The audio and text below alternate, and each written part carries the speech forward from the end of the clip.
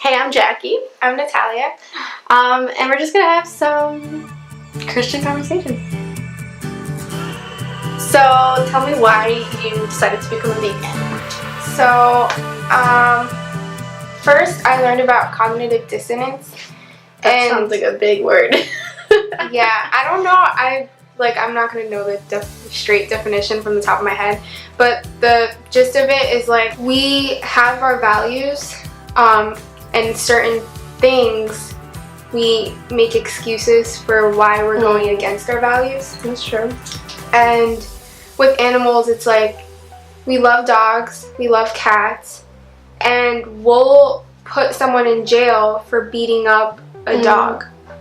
But there's beating up of farm animals all the time, and we're completely fine with that because that's our food. That's not an animal. Yeah. So what do you think that has anything to do with your Christianity? I didn't connect it at first, but I think that when people say like God put animals on earth for us to use for our food, and He gave us the land and for us to use it, and I agree. And I think that back in the day, it was a lot easier to raise animals with care, or if you're hunting, and it's like that animal got a chance to live its life, and then it had a short death. Like its purpose or whatever. Yeah.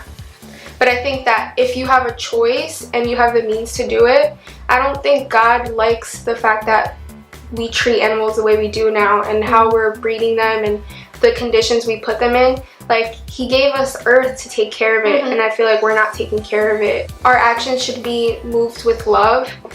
What are, I guess, tips of people like, okay, I care about animals, but I'm not ready to do this, like, the drastic change that some people consider drastic. What are, I guess, some tips that you would have of, like, what can I do to help? Okay, so first, before going vegan, I didn't think it was possible for me to become vegan. Like, we're Brazilian. Our parents eat rice, beans, and meat every day.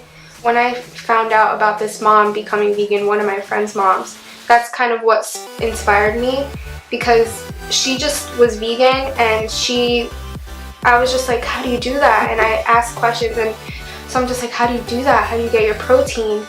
How do you do this? And she would answer so nicely and so simply, and I'm like, okay, like, it seems doable, but it still didn't seem doable when I was living with my parents. But if someone wants to make a difference, I think that you can do things like one day meatless Monday, one day of the week you don't eat meat, even if you can avoid dairy, you avoid dairy, or like avoiding dairy for a week and see how you do. And just little things like, oh, there's a vegan option, let me try that vegan option, let me give it a chance. And us being an activist for specific things doesn't take away from the fact that we equally care about all of those things. Because like, when my mom's saying like, why don't you go hard for Jesus? I do go hard for Jesus, but I want to go hard for the animals too, and I want to go hard for the people that aren't being treated well in their labor. Yeah. So we don't just, it's us caring about different things doesn't make us exclusively activists for those specific things. I think God gives you passion, and everybody passion for something, that what's bothering you the most is what maybe He wants to use you to change. So I guess concluding with your 5 tips to be more of a conscious Christian. Oh, okay. In the world, an activist, or just in general. Alright. So 1, reading, researching things. We have the internet, and we could simply look up a video of someone regurgitating all the information that they've researched and just look it up. So 1, research. 2, you don't have to go vegan, but definitely look into like meat alternatives, or one day choose not to eat meat and see what creative, lower your intake. Yeah, and see what creative like meals you can make, whether it's vegetarian or vegan. Before we judge the new idea of the world, a new, thing, if it's minimalism or vegan or whatever, just before judging, saying it's not Christian, it's not from the Bible, seeing, well, is it in the Bible, and is there an idea that I can take, that I can change and grow from? If it's being healthier, if it's having less items, because God tells us our treasure is not on earth, or whatever it is, I think it could be found in the Bible, and maybe just before judging it, give it a chance to see if it is in the Bible. So that's my third, really long. What God has to say. What God has to say, that's about easier. those Yeah. topics. You said one was research and read.